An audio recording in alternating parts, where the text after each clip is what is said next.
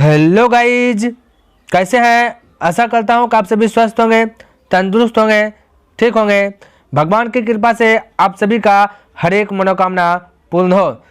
तो मेरे भाई, बिना देर के क्लास को करते हैं स्टार्ट। तो आज के क्लास में आपको सीखने के लिए मिलेगा गणतंत्र दिवस पर भाषण। ये सेकंड भाषण है, ठीक है मेरे भाई। तो देखिए, यहाँ पे हमने लिखा कि मेरी आदरणीय प्रधानाध्यापक मैडम, ठीक है। देखिए, प्रधानाध्यापक मैडम भी हो सकते हैं ना, तो ये बोल दिए, मेरे आदरणीय सर और मैडम और मेरे सभी सहपाठियों को सुबह का नमस्कार। हमारे गणतंत्र दिवस पर कुछ बोलने के लिए, ऐसा एक महान अवसर देने के लिए मैं आपको धन्यवाद देना चाहूँगा। यानी कि इन सभी को क्या देना चाहूँगा? धन्यवाद देना चाहूँगा। मेरा नाम, देखिए यहाँ पे नाम अपना डाल दीजिएगा, है ना। और मैं जिस कक्षा में पढ़ते हैं 6, 7, 8, 9, 10, 11, 12 जिसमें पढ़ते हैं आप वहाँ यहाँ पे डाल दीजिए। क्लियर है कि आज हमारे राष्ट्र के 74वें गणतंत्र दिवस को मनाने के लिए हम सभी यहाँ पर एकत्रित हुए हैं। क्लियर है, 74वां गणतंत्र दिवस मनाने के लिए एकत्रित हुए हैं। हम सभी के लिए ये एक महान और शुभ अवसर है। बिल्कुल मेरे भाई, ये हम सभी के लिए क्या है? शुभ अवसर है ना, खुशियाँ का दिन है। हमें एक दूसरे को बधाई देना चाहिए और अपने राष्ट्र के विकास और समृद्धि के लिए भगवान से दुआ करनी चाहिए। हमें भाई भगवान से दुआ भी करनी चाहिए और एक दूसरे को बधाई भी करनी चाहिए। हर वर्ष 26 जनवरी को भारत में हम गणतंत्र दिवस मनाते हैं। बिल्कुल भाई, गणतंत्र दिवस मनाते हैं कब? 26 जनवरी को। क्लियर है, मनाते हैं क्योंकि इसी भारत का संविधान लागू हुआ था। हमने भाई भारत का संविधान इसी दिन लागू हुआ था। क्लियर है। आगे देखिए, हमने बोला कि हम लोग 1950 से ही लगातार भारत का गणतंत्र दिवस मना रहे हैं।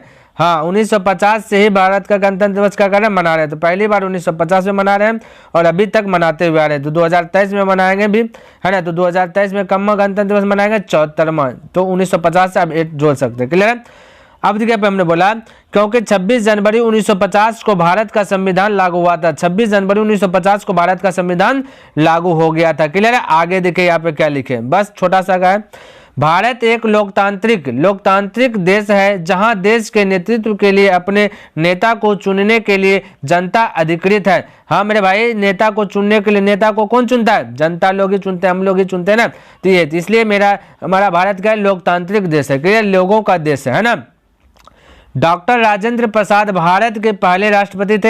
हाँ, डॉक्टर राजेंद्र प्रसाद भारत के पहले राष्ट्रपति थे। 1947 में ब्रिटिश शासन से जब से हमने स्वतंत्रता प्राप्त की है, हमारे देश ने बहुत विकास किया है और ताकतवर देशों में गिना जाने लगा है। तो मेरे भाई, ये जो हमारा भारत देश है, ताकतवर देशों में क्या गिना जाने लगा है। लेकिन ठहरिए, हमने बोला है कि विकास के साथ कुछ कामियां भी खड़ी हुई है। हाँ मेरे भाई, विकास तो हुआ है लेकिन कुछ कामियां भी है। क्या चीज? तो देखिए यहाँ पे बोले असमानता और गरीबी है ना, बेरोजगारी भी है, भ्रष्टाचार भी है, अत्याचार भी हो रहे हैं, और अशिक्षा आदि। अपने देश को विश्व का एक बेहतरीन देश बनाने के लिए समाज में ऐसे समस्याओं को सुलझाने के लिए हमें आज प्रतिज्ञा लेने की जरूरत है। धन्यवाद मेरे भाई। जय हिंद, जय भारत।